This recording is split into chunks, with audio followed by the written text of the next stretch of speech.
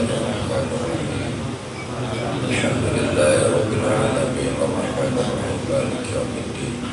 Iyyaka na'budu wa iyyaka nasta'in ihdinas siratal mustaqim siratal ladzina an'amta 'alaihim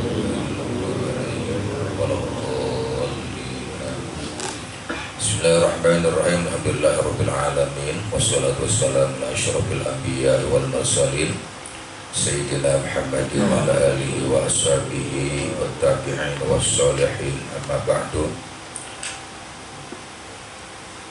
Faqala radiyallahu anhu wa qaddasallahu sirrah Subhana man manna alaikum ya multahin wa la tarawna ya mudaffiran la ta'tini bi kulli sanatin marratan aw fi kulli syahrin marrah aw fi kulli usbu' marrah ila zarratin wala habbah.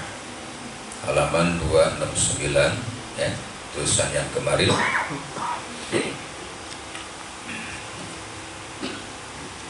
Para jamaah, para saudara-saudara, para asatiz, para tokoh masyarakat yang sama kami hormati dan dimuliakan oleh Allah Subhanahu wa taala.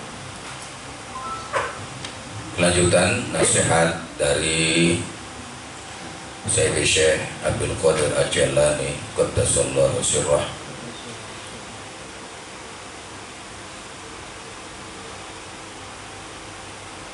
Beliau di dalam nasihatnya berkata, Subhana man manna alaikum.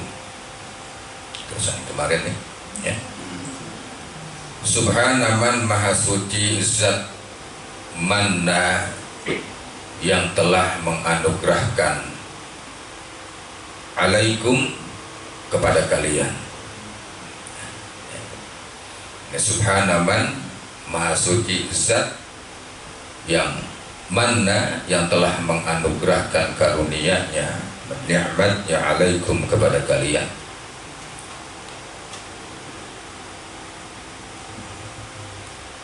Kalau kita berbicara tentang zat ya, tentang zat ini seolah-olah menggambarkan sesuatu benda yang sudah dapat kita bayangkan. Akan tetapi di dalam masalah tauhid, di dalam masalah ketuhanan, apabila di situ ada zat, maknanya Allah jadi zat, yaitu Allah Subhanahu wa taala,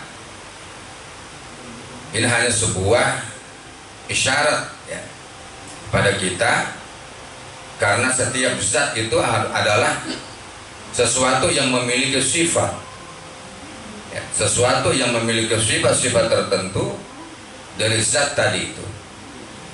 Sifat itu tidak akan ada sifat itu akan selalu identik berkaitan dengan zatnya. Makanya banyak ulama memandangkan zat yaitu Allah Subhanahu. Kenapa? Karena ada sifatnya, ada karakternya, ada motifnya. Kalau kita ini ya, ini adalah segelas air. Segelas air ini adalah sebuah benda yang mana zatnya dapat kita lihat, dapat kita pegang, dan sifat-sifatnya pun dapat kita lihat. Sifatnya demikian. Ini zatnya. Sifat itu mesti mentlok pada zatnya. Dan Allah ya, wujud, qidam, baqa, mukhalafatul lil hawadisi dan seterusnya. Itu makanya karena ada sifatnya, maka orang ulama mufassirin ya menafsirkannya allazi atau man, maknanya adalah zat, yaitu Allah Subhanahu wa taala, karena ada sifatnya. Nggak mungkin ada sifatnya tanpa ada zatnya. Hanya kita dilarang di dalam rangka memikirkan bagaimana itu zat Allah. Kalian layak diruna qadra, kalian gak akan mampu ya untuk mengira-ngira, menentukan bagaimana itu zatnya Allah Subhanahu zatnya Allah Subhanahu wa Ta'ala, bahkan menjadi kufur pada akhirnya. Ya. Nah, ini orang yang beriman. Ya, orang yang beriman adalah apabila dikatakan subhanalladzi, maha suci zat yaitu Allah, sudah nggak protes lagi. Ya. Dan sudah percaya, sudah yakin, dan sudah mengetahui, seolah-olah sudah nggak perlu komen lagi, udah. Ya, nggak perlu protes lagi, dan sudah menyadari bahwa yang dimaksudkan zat itu adalah Allah Subhanahu wa Ta'ala. Nah, ya. Kalau ada orang yang mengatakan zat Allah itu bagaimana, ya, nah itu laisa kamitslihi syai'un, ya, wa huwas samiul basir. Ya. Ada pelajaran tempo lalu bahwa kemarin, ya, malam Rabu itu disinggung bahwa orang yang merasakan kehadiran Allah itu, hadirnya Allah dalam jiwanya, di dalam kolbunya itu, setiap kita yang merasakannya itu pasti punya alasan-alasan tertentu dan rasa-rasa yang beda. Gak bakalan sama rasanya. Bahkan perasaan hadirnya Allah di dalam jiwa kita, di dalam kolbu kita itu gak pernah bisa dilukiskan, gak pernah bisa diceritakan, ya. Nah, ini bagaimana kalau seorang yang mengatakan, contohnya orang yang khusyuk di dalam ibadahnya, orang yang konsen di dalam ibadahnya, ya, hatinya fokus kepada Allah.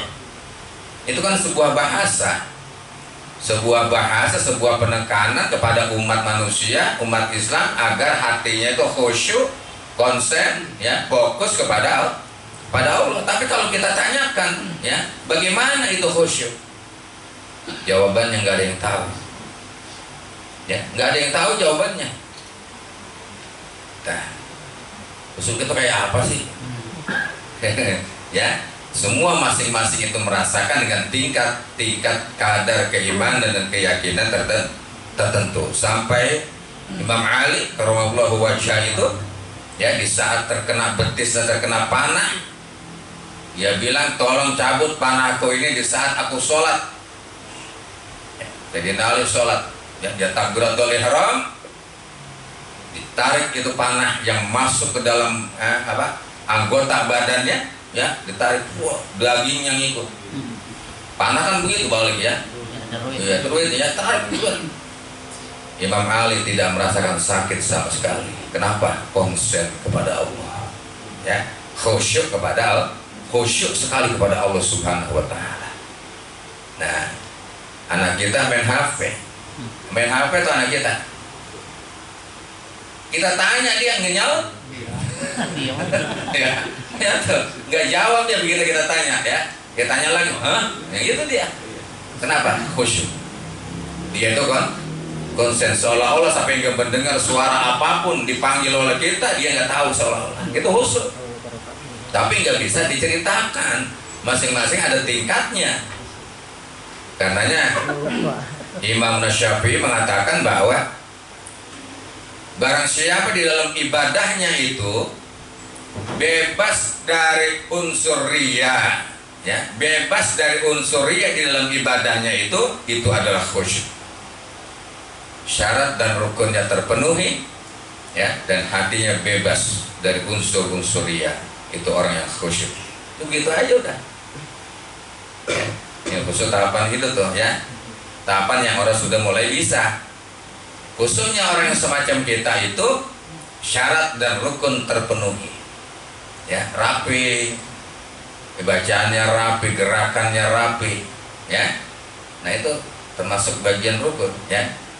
Nanti hatinya yang dikelola supaya tidak ada unsur riya, nggak ada unsur kibir, nggak ada unsur ujub, ya, di dalam hati kita itu. Itu orang yang khusyuk. Itu nggak bisa diceritakan. Nah, kemarin tuh, ya, seperti orang yang sampai kepada makom mahabbah, ya, makom mahabbah, orang makom cintanya kepada Allah Subhanahu wa Ta'ala, itu pun nggak bisa dilukiskan bagaimana cinta dia kepada Allah. Cinta seseorang kepada sesuatu itu nggak bisa dilukiskan. Cuma ucapan aja yang dibilang, ya. aku sangat cinta, ya aku sangat rindu, itu ya. Hatiku ini rasanya sungguh luluh di hadapannya. Tuh, itu. Karena apa? Karena ada rasanya cinta tuh. Itu cuma cerita sejauh mana sebenarnya ya dalamnya rasa cinta dia itu kepada Allah, tergantung bagaimana kadar iman dan keyakinannya masing-masing. Itu Rabi'atul Adawiyah, makomnya makom mahabbah ya, makomnya tuh mahabbah dia kepada Allah. Sampai dia bilang ya, bukanlah cinta kalau tidak ada kerinduan di dalam hati. Itu ya, bukanlah cinta kalau tidak ada rasa cemburu di dalam hati. Nah, apakah kita itu rindu kepada Allah dan Rasulnya?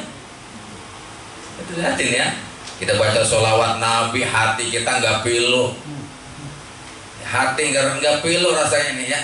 Nggak gimana sih kalau pilu itu ya, nggak sedih itu hati ya.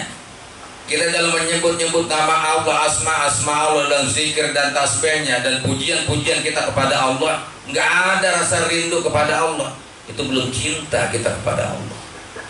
Baru cinta di bagian luar saja, masih dusta kamu. Itu ya, bagian luar masih di luar, belum di dalam tuh ya, rasa rindu dan rasa cinta kepada Allah Subhanahu Wa Taala. Sehingga ya, kata Rabi'atul Adawiyah, orang yang mencintai sesuatu itu, apapun yang ada pada dia, pada dirinya, dia nggak pernah merasa memiliki dan dia serahkan kepada yang dia cintai. Dia pernah merasa memiliki. Ya, jasad ini, tubuh kita, ruh kita punya Allah. Rezeki diberikan dari Allah, iman Islam diberikan dari Allah. Kita baca Bismillahirrahmanirrahim dari Allah, ilmunya Allah. Serahkan semuanya kepada Allah, pasrahkan semuanya kepada Allah. Hadapkan jiwa dan raga kita di hadapan Allah. Dia punya apa-apa orang yang cinta kepada Allah, yang cinta kepada sesuatu. Cinta kepada sesuatu. Kalau masih merasa memiliki, belum. Punya apa kita? Kita nggak ada yang punya apa-apa, punya Allah semua. Ruh kita aja, nyawa kita punya Allah. Kalau Allah ambil, emang kita bisa menghalanginya? Orang tua kita nggak bisa menghalanginya, anak nggak bisa menghalanginya. Punya Allah, udah waktunya diambil. Itu punya Allah semuanya. Jadi apa yang kita miliki itu, keluarga kita, harta kita, semuanya itu amanat, titipan, semuanya dari Allah Subhanahu. Sudah Allah ambil, nggak ada yang bisa menghalanginya. Kita punya hak milik doang tuh. Ada suratnya, tanah ada suratnya, ya, supaya nggak direbut tetangga. Kendaraan ada suratnya. Tuh. Bini mereka ada suratnya juga, surat nikah. Ya, itu bagi tanda doang, hak milik doang, bukan kepunyaan, hak milik. Kalau yang kepunyaan kita kuasain, ya, kita rawatin terus, ya, biar muda terus, nggak tua-tua tuh ini kita. Ya, terus muda terus. Ini subhana man manna alaikum, maksud zat yang telah menganugerahkan karunia-Nya, nikmatnya alaikum kepada kalian. Ya Hanan ya Manan, sama ya, ya Hanan memberikan anugerah ya di dunia, ya Manan memberikan anugerah di akhirat, memberikan nikmat. Ada hamba Allah ya, dihikayatkan oleh Rasulullah dalam keadaan dia itu terpapar di dalam neraka, yaitu terpapar di dalam neraka. Statusnya ahli neraka dia. Di dalam neraka itu seorang ada imannya dia. Ya. Dia selalu berzikir itu di dalam neraka, ya Hanan, ya Manan, la ilaha illa anta. Ya Hanan, ya Manan, la ilaha illa anta. Ya. Hei Jibril, cari tuh Siapa yang memuji kepada dalam neraka? Cari ya. Pas dicari, seluruh tubuhnya sudah habis, angus. Yang ada tinggal lisannya doang sama hatinya. Lisannya doang sama hati yang zikir tadi tuh. Ya Hanan, ya Manan, gitunya doang. Tinggal segitu tuh. Ya. Suruh angkat oleh Allah Subhanahu wa taala kepada para pejabat-pejabat neraka. Wahai pejabat neraka, angkat tuh hamba. Gitu. Di neraka juga ada pejabatnya. Untungnya doang. Pejabat ya. Pejabat surga ya, ada pejabat-pejabat di sana ya. Ada rajanya di neraka tuh ya, malaikat Malik, pejabat-pejabat lainnya itu diangkat. Ya kan zaman sekarang ngomongnya begitu, para pejabat tuh ya.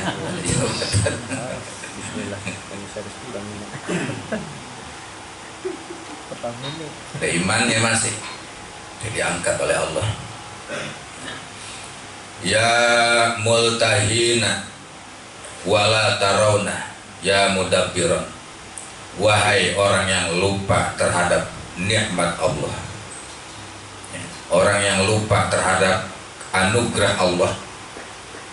Wala tarawna, wahai, dan kalian itu tidak menyadari, kalian tidak menyadari tentang nikmat Allah yang begitu besar, begitu banyak Allah anugerahkan kepada kalian. Ya mudabbiran, wahai orang yang berpaling dari Allah ya. Banyak anugerah Allah, karunia Allah semuanya diberikan ya. Ada lupa kalian itu ya kepada Allah, nikmatnya berapa banyak. Di antara tubuh kita saja nih, di tubuh kita tuh ya, itu anugerah Allah sungguh luar biasa. Ada nikmat-nikmat tertentu di bagian tubuh kita. Ada nikmat, ada rasa-rasa yang berbeda di dalam tubuh kita. Kita merasakan gatel, orang lain nggak tahu. Ya tolong garuk, gatel nih, nggak tahu dia. Lebah mana? Lebah pantat. Lebah kita tahu juga. Lebah pantat yang belah mana? Belah kanan. Bini kita juga nggak tahu. Ya kan? Baru gatel tuh ya. Baru gatel, rasa sakit, rasa sedih, rasa emosi, ya ada semua. Ada semua tuh. Rasa nikmat semuanya ada di dalam tubuh kita ini. Lisan ini menikmati aneka ragam nikmat, bisa membedakan bagaimana manisnya mangga, manisnya jeruk, manisnya paya, manisnya duren, manisnya gula, manisnya madu. Beda semua karena satu doang lisan. Di situ ada syarab ya, peresap hawa peresap hawa ya, perasa ya, peresap rasa. Pedas bagaimana? Asin itu bagaimana, gurih bagaimana, ya sedap, semuanya banyak sekali anugerah Allah. Segitu doang kita belum bisa membalasnya, malah lupa tuh umat manusia ya, terhadap nikmat Allah, Pikirkan, renungkan, makanya kudu banyak tafakur gitu kita. Banyak tafakur, banyak merenung ya. Man arafa nafsah faqad arafa Robbah. Barang siapa yang dia mempelajari dirinya ya, dia pelajari dirinya terus ya, dari ujung rambut sampai ujung kaki, bahkan bagian dalam dia teliti, dia renungkan, dia akan mengetahui siapa yang menciptakan dia, yaitu Allah Subhanahu wa ta'ala. Sadar dia, ya Allah benar ya. Nah itu renung ya, pikirkan ya, sambil duduk, sambil berbaring ya, sambil duduk di kursi kendaraan kalau kita lagi bonceng gitu. Ya, ya telinga-telinga mulu kita ya, boleh ngeliat yang manis-manis romanya ya. Jadi kita renungkan dalam tubuh kita aneka ragam rasa Allah berikan itu ya. Wala tarawna, di mana kalian itu tidak sadar. Ya mudabbiran, wahai yang berpaling dari Allah. Segitu tuh. Baru subhanallah ini baru segitu. Nasihat beliau. La ta'tini bi kulli sanatin marratan aw fi kulli syahrin marrah aw fi kulli usbu'in marrah bila zarratin wala habbah. Janganlah engkau datang kepadaku bikuli sanatin setiap tahun sekali. Ya. Jangan datang ke sini setahun sekali. Kata beliau ya. Au bikuli syahrin, atau engkau jangan datang sebulan sekali ke sini. Kata beliau tuh. Ataupun engkau jangan datang ke sini seminggu sekali. Udah begitu bila zarrotin wala hibbah, ya. Datang tiap minggu tapi tidak membawa hasil apapun dari nasihatku. Itu ya, ini nggak bawa hasil apapun dari apa yang telah aku nasihati. Jangan pada datang loh. Gitu kata dia ya. Untuk apa kalian datang itu? Setahun sekali, sebulan sekali, seminggu sekali. Ya. Tapi bila tanpa hasil, tangan hampa. Sebutir pun ilmu kagak kamu bawa. Sebiji pun ilmu kagak kamu bawa. Tuh, ya. Nah, dia kata beliau, untuk apa kalian datang itu? Ya. Nah, ini makanya diharapkan oleh agama, ya, diharapkan oleh para ulama bahwa apa yang sudah kita ketahui itu hendaknya diamalkan walaupun sedikit yang kita ketahui. Itu kita amalkan. Ya. Basmalah di setiap kebaikan kita baca itu basmalah. Jangan lupa. Ada tempat-tempatnya, ada wajib baca basmalah, ada sunnah baca basmalah, ya, ada makruh baca basmalah, ada haram baca basmalah. Amalin. Ini mah cuma buat koleksi doang. Buat koleksi ya. Itu tuh kayak seorang wanita yang beli perabotan rumah tangga. Setiap minggu beli itu perabotan rumah tangga. Gidur dia beli, kenceng dia beli, baskom dia beli, ditaruh, disimpan, tidak digunakan. Tuh, ya. Kalau gituan nyempit-nyempitin doang. Ya, kalau ilmu mah enggak, ya, ilmu mah enggak begitu. Ya, simpan aja biar banyak dah. Ya, di dalam tubuh ya, di dalam pemikiran kita tuh. Jadi untuk apa ini? Kita berusaha tapi nggak ada hasilnya, nggak mendapatkan apa-apa yang kita cari. Makanya tolabul ilmi, orang yang mencari ilmu, setiap orang yang mencari harus dapat. Ya, orang yang mencari kalau nggak dapat, ya rugilah dia.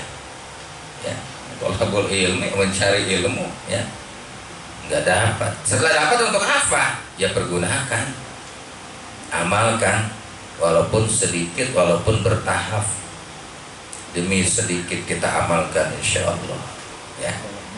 Makanya sering kami sampaikan kalau di hadir di majlis talim itu adalah fadilahnya yang luar biasa, keistimewaan dan keutamaan orang yang hadir di majlis talim.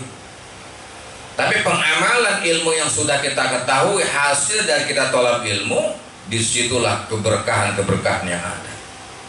Yang ada adalah keberkahan. Kalau ingin berkah, amalkan ilmu. Ya, itu kalau ingin berkah tuh. Kalau nggak ngaji, nggak ada yang kaya, ngaji nggak ada. Ya, mana ada orang ngaji mulu kaya kagak. Ya, kalau pengen kaya kerja biar rajin, ya, usaha biar rajin. Begitu juga nggak kaya, ya, begitu juga. Jadi fokusnya amalkan tuh.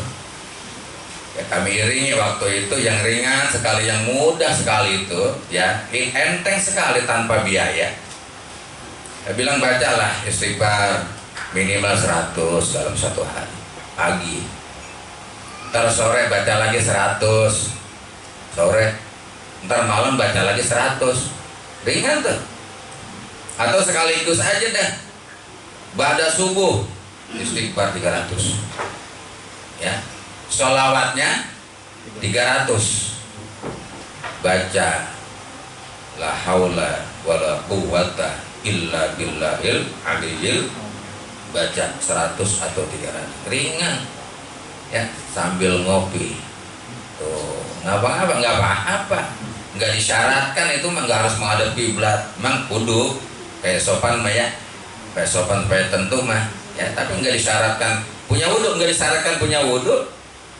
Wah, saya ini ihtilam ya, atau saya belum mandi junub, nggak apa-apa ya, belum mandi junub istighfar.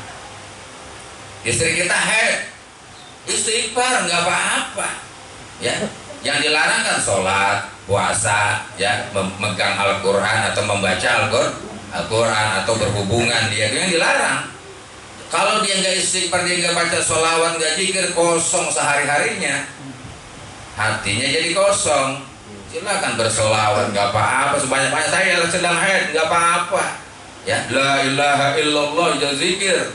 Sedangkan lagi haid atau dalam keadaan junub, nggak apa-apa ya, nggak masalah tuh, cuman malaikat kebauan. Malaikat kebauan ya itu. Nah, wudhu dulu ya, apa-apa wudhu tuh nggak apa-apa, orang haid ya wudhu. Kita junub nih, junub ya, kita istinja kemudian kita wudhu, udah kita makan, kita ngopi, kita zikir, nggak apa-apa ya. Mau ronde kedua gak boleh. Iya, udah wudhu tadi ya.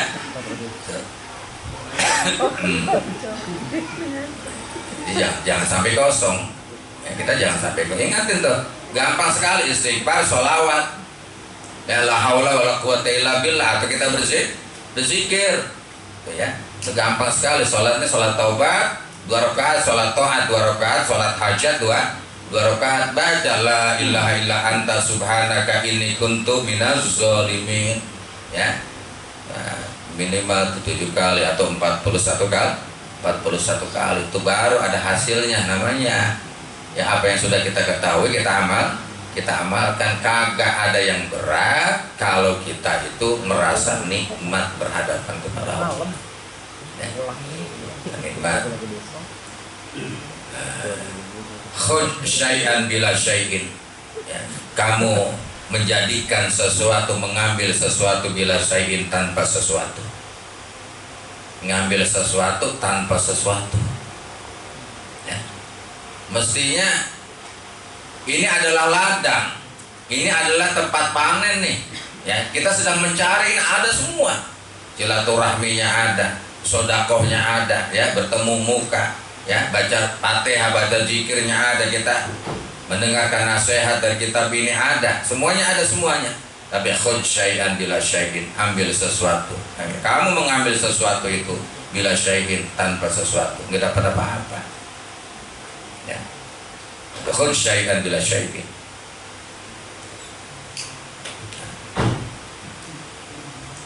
Ambillah sesuatu ya, ambil syai'in dengan tanpa sesuatu. Wa godan alfi syai', dan besok akan kamu dapat berjuta-juta sesuatu ya. Kamu ambil sesuatu kemudian seolah-olah sesuatu tadi itu nggak ada kepada kamu. Kenapa? Karena kamu berikan kepada yang lain tuh ya, seolah-olah tidak ada tuh. Ilmu ada, ambil sama kita nih. Gua dengar begini, kita harus banyak istighfar ya. Ya lo banyak istighfar, baca sholawatnya, ada dengar tadi gitu ngaji tuh ya, diamalin sama istri kita. Godan alfi syai', besok kamu mendapatkan berjuta-juta sesuatu dari itu. Balasannya dari Allah. Ini bini nggak pernah dibilangin ya, begitu kita ya. Ngaji kemana, bini nggak dibilangin, nggak. Pokoknya dia taunya cium tangan sama kita. Itu udah hebat bener itu ya, dia cium tangan sama kita udah hebat bener udah. Mestinya sapain yang dibilangin. Kalau ada baginda Nabi, balani walau, nah, ya sampaikanlah dari aku walaupun 1 ayat. Gak mau orang lain, sama keluarga tuh ya, sama anak istri kita bilang, dah banyakin istighfar yang gue denger tuh, udah gampang itu ya. Baca bukan istighfarnya. Ada orang baca istighfar astagfirullahaladzim. Ya, itu astagfir. Bacanya bukan astagfir. Jadi apa? Bacanya astagfirullahaladzim. Ya, bukan astagfirullah. Astagfirullahaladzim, astagfirullahaladzim, astagfirullahaladzim li walidayya. Malaikat tahu astagfirullah. Itu ya. Yang benarnya astagfirullah. Itu astagfirullah, aku mohon ampun kepada Allah. Aku mohon ampun kepada Allah. Karena kurang perhatian kadang-kadang bacanya begitu. Ya, astagfirullahaladzim. Itu juga panggilnya Ustaz aja udah. Ya, Ustaz begitu juga udah. Dari kampung kita, kampung berkah. Ya, kampung berkah bener kampung kita mana? Ya, Jati Keramat, Jati Kuning. Berkah. Ya, begitulah. Jadi kita mengambil sesuatu bila syai'in seolah tidak ada bagi kita itu. Artinya kita berikan lagi kepada orang lain, baik itu ilmu, terutama pengetahuan kita ataupun sesuatu yang ada pada kita. Setelah kita dapat, kita bisa berikan kepada orang lain. Ya, ini enak nih, hari Jumat, ya, apalagi suasana begini nih, dalam satu RT. Ini RT 01, RT 02, RT 03 untuk Masjid Jami Al-Husna umpama. Ya, itu betul-betul dijalani umpama, disediakan makan tuh di depan masjid setiap orang selesai sholat Jumat. Ini makanan. Untuk apa? Jumat ini RT 01 tugasnya, warganya. Jumat besok warga RT 02, Jumat besok warga RT 03 dah. 04, 05, 06 ke sono, nggak apa-apa itu, ya. Masya Allah, ini orang pada kurang berpikir banyak, ya. Kesempatan itu tidak diambil. Saya hanya mampu aqua gelas, umpama minum aqua gelas 1 dus cuma 20.000, nggak apa-apa, itu kan, nggak apa-apa tuh. Tapi kalau ada 10 orang jadi tuh 10 dus tuh, ya. Tiap hari Jumat, ya, Masya Allah lah ya, udah dimulain tuh, ya. Itu tugas aparat yang begitu mah. Nggak aparat itu sebenarnya, mungkin kita ya, para RT itu begitu mikirin, ya, bendera RW.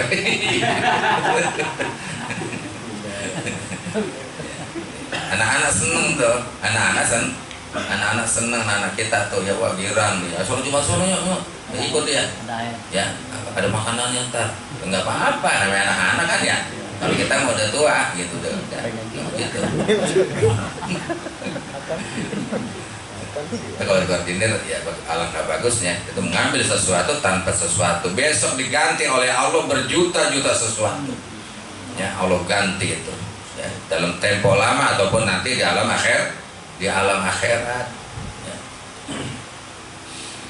Ana hamilu asqalika, aku ini yang membawa beban kamu. Takhafu, malah kamu khawatir, malah kamu takut. An aku lafaka hamla asqali, kamu khawatir aku memaksakan kamu untuk membawa bebanku. Enggak, kata beliau, ya, jangan khawatir kamu itu tentang makan aku nggak pernah, jangan engkau pikirkan aku makan dari mana, ya. Pakaian aku jangan engkau pikirkan, malah aku yang akan memikul beban kalian itu. Begitu kata beliau, ya. Keinginan kalian aku yang memikulnya, gua tanggung dah gitu. Ya kalau ngomong kita mah ya, gua tanggung dah. Ya, ini kata beliau gitu tuh. Ya, jangan pakai khawatir, jangan pakai takut kalian itu. Ya. Tanggungan aku semuanya. Innama yakfini Allah azza wa jalla. Sesungguhnya akan mencukupi tentang kebutuhan-kebutuhan tadi adalah Allah Subhanahu wa ta'ala yang akan mencukupinya, entah dari mana, ya. Allah memberikannya itu hakikat semuanya rezeki itu datang dari Allah. Safir alfa amin, berjalanlah kamu 1000 tahun. Terus berjalan kamu 1000 tahun. litasma'a minni kalimatan, agar kalian itu mendengar dari aku satu kata aja, satu nasihat aja yang kau dengar. Silakan kamu berjalan, ya, untuk menjumpai satu nasihat dari aku, kata beliau. Ya, ini kan yang artinya nasihat mah dari siapa saja, ya, nasihat dari siapa saja, dari siapa saja silakan.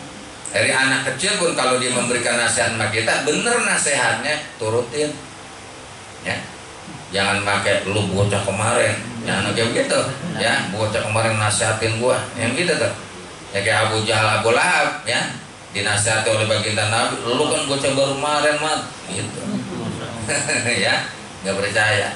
Tapi kalau nasihat baik mah, ya jangankan dari itu, dari alam saja yang menasihati kita, kita sudah sadar, ya, kita pakai tuh dari alam juga. Fakaifa wa baini wa bainaka hudwatun, ya, gitu ya. Maka bagaimana antara aku dan antara kamu itu dalam melangkah, dalam satu langkah, ya. Kamu itu sebenarnya, ya, antara kamu dan antara aku itu sebenarnya hanya satu langkah saja pada waktu itu. Pada waktu itu kan di di beliau ini memberikan nasihat di daerah Irak Selatan, Irak Utara, ya, di Irak Utara.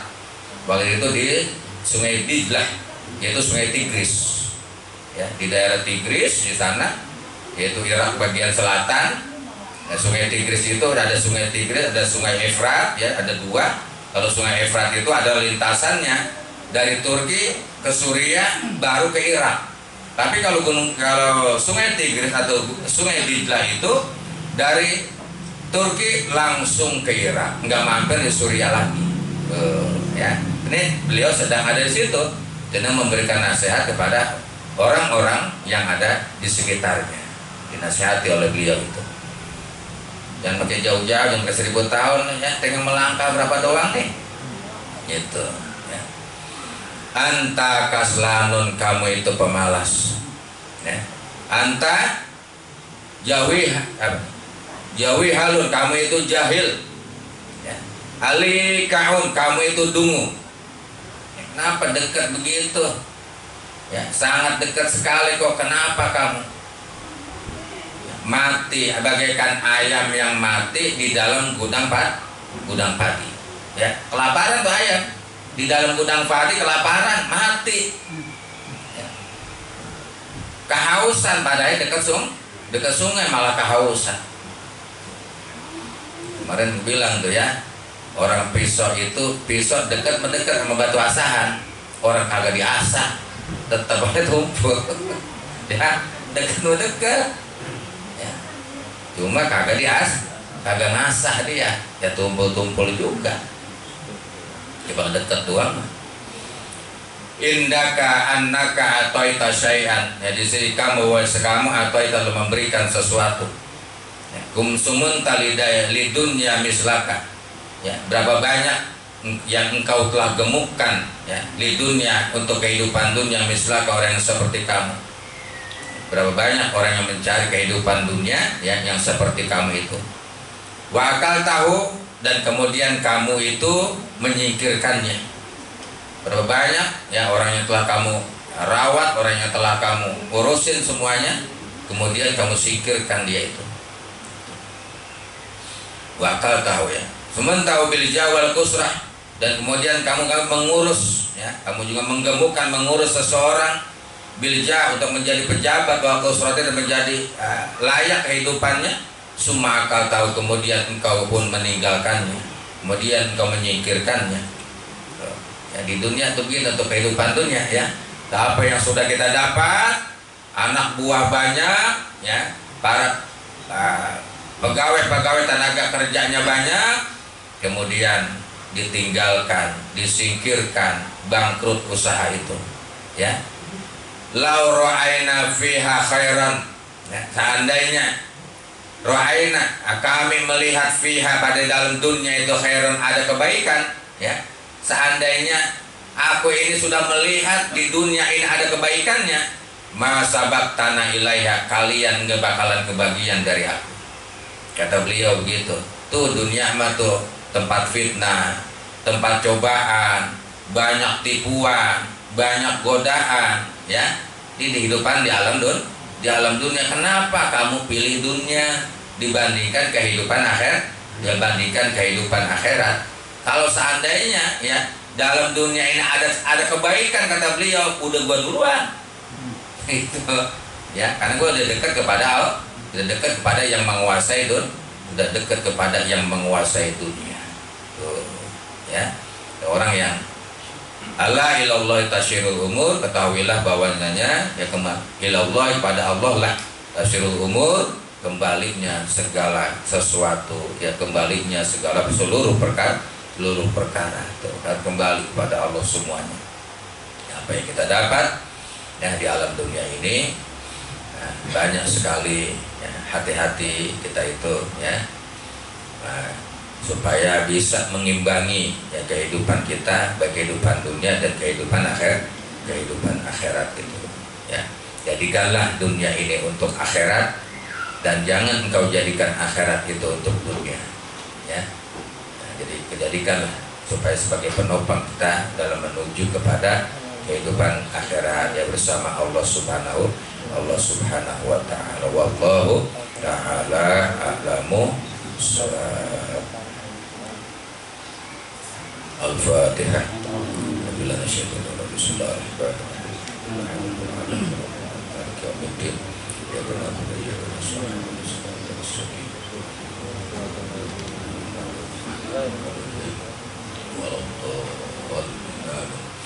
Allahumma ya Allah ya Karim, antal Karim, Jawadul Karim, Raufur Rahim, Rabbana bin nasi la Raufur Rahim, hasbunallah wa ni'mal wakil, ni'mal maula wa ni'mal nasir.